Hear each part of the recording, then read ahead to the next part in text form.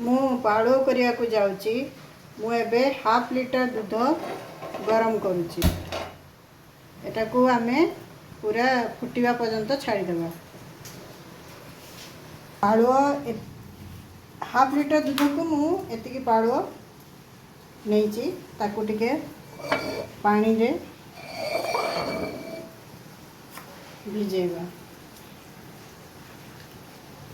पानी रे भिजेले तार कषा अंश बाहरी जीवो आ सेटा पानी रे मिसी जीवो।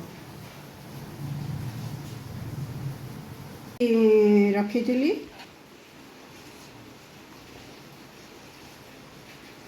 मु जो पाड़ो को भिजे की रखीथिली ताकू एबे छाणी देबा। छाणी देले तार जो खतड़ अंश से बाहरी जीवो।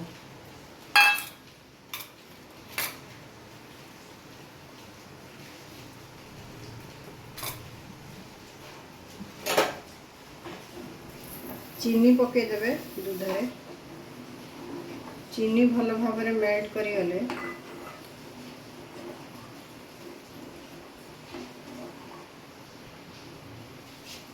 पाड़ो को जो आपण भिजई थिबे ताकू 2-3 थर ता ऊपर पानी टा बदले देबे। बदले देले तार जो ये अंशटा खारा अंशटा चल जीवो। तापरे आपण ताको धीरे धीरे दूध रे घाटी घाटी घाटी घाटी पकेबे। एथिरे आ कोनोसी जिंस आपनकर आवश्यकता नहीं। खाली दूध पाड़ो आ चीनी रे मीठा प्रस्तुत हुए। या पेट पाई बहुत भलो। आपको जेपर्यंत एटा न मिसी पूरा दूध रे आपण धीरे धीरे घाटी चलिए।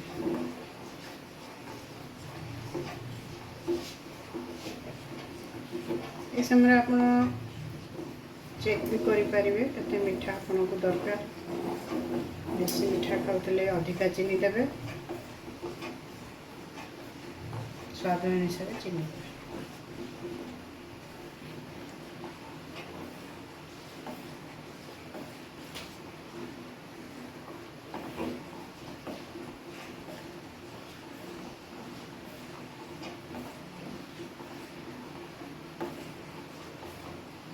देखो एटा धीरे धीरे बहया ही आसुची।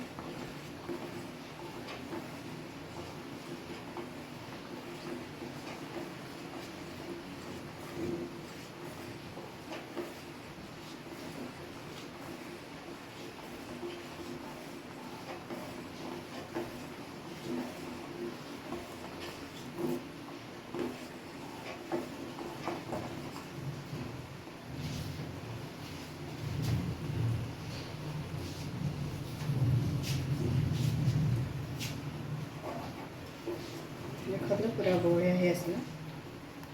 ये बहया ही जीव। तापरे आपन गैस बंद कर देबे। ठंडा हेले आपको खाइबे।